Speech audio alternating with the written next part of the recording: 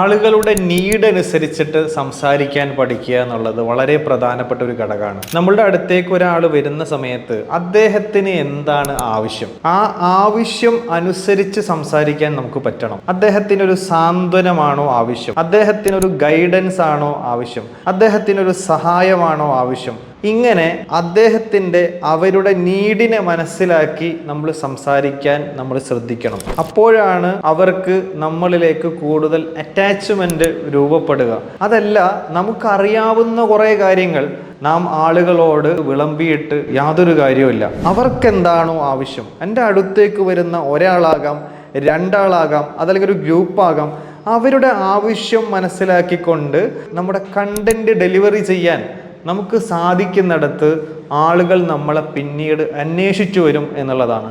അതല്ല, നമ്മുടെ കയ്യിലുള്ളത് നമ്മൾ വിളമ്പുകയാണെങ്കിൽ പതിയെ ആളുകൾ നമ്മളിൽ നിന്ന് അകന്നു പോകും എന്നുള്ളതാണ്. അപ്പോൾ നീഡ് മനസ്സിലാക്കി നമുക്ക് ആളുകളെ സർവൈവ് ചെയ്യാൻ പറ്റുകയാണെങ്കിൽ ആളുകൾ എവിടെയാണെങ്കിലും നമ്മളെ തേടി വരും.